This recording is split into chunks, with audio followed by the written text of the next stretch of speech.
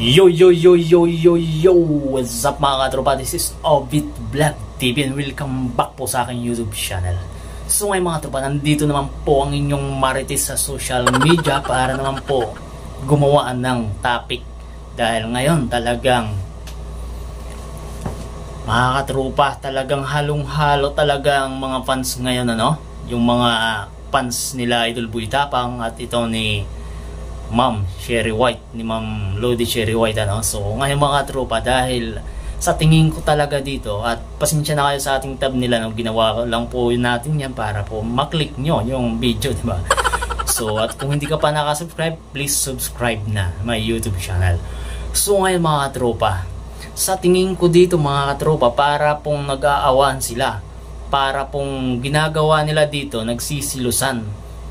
Ang ibig kong sabihin mga tropa, itong si Idol Boy Tapang, ginagawa niyang content, pinapasilos niya itong si Cherry White. At ito namang si Cherry White, pinapasilos niya si Idol Boy Tapang.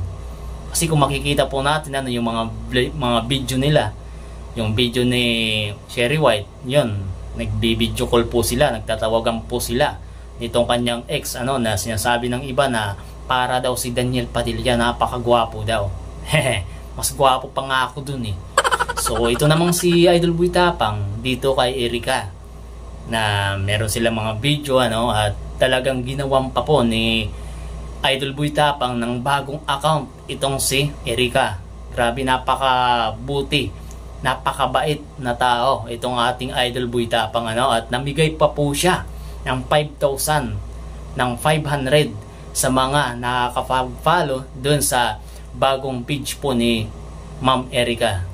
Grabe mga katropa, napakabait na tao talaga ni Idol Boy Tapang. So yun na nga mga tropa, ano nga bang dahilan dito? Ano nga bang totoo dito? Kahit ako mga tropa, nalilito ako nalilito ako kung sila pa nga ba o wala na, kasi wala pong official na hiwalay na po sila. Yung magsasalita sana si Cherry White na ito, naghiwalay kami dahil ganito si Idol Boy Tapang, sinaktan niya ako, yung mga ganun ba, pero wala mga tropa, no? So di natin alam kung ano nga bang totoo, baka magbalikan pa sila. Marami kasi mga tropang nasasaktan, lalong lalo na itong si Pacboy, nasasaktan din, di ba? Ang dami pong nasasaktan. Okay, para sa akin mga tropa, no, kung gustong balikan ni Pacboy itong si Cherry White, ang masasabi ko lang po, wag na po. Wag mo nang balikan ang taong sinaktan ng puso mo, okay?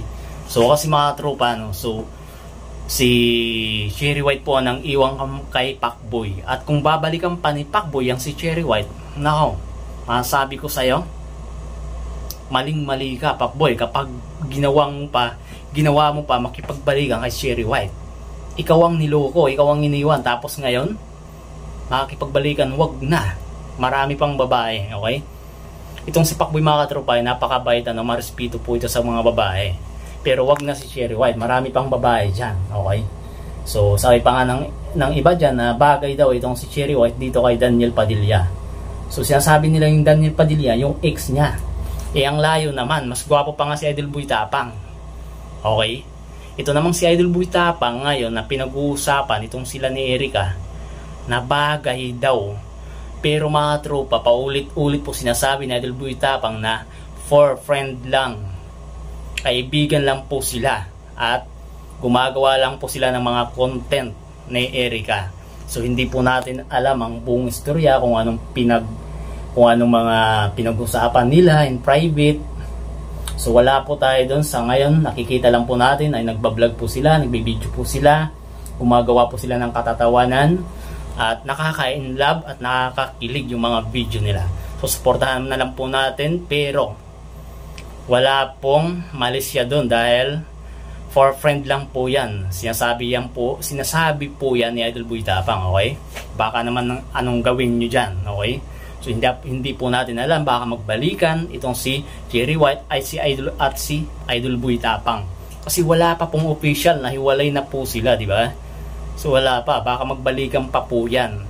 At yung Canada girl vlog ba yan? Ikaw naman Canada girl vlog, huwag ka na nga mag-content kay Idol Boy Tapang.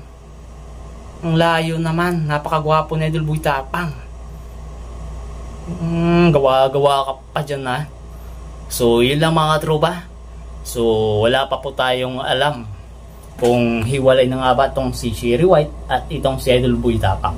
So sana nga po magbalikan dahil bagay po si Idol Boy Tapang at Cherry White kasi parehas po silang talaga no. So basta bagay po sila para sa akin. So yun lang mga tropa. Maraming salamat po at ingat po lagi kayo.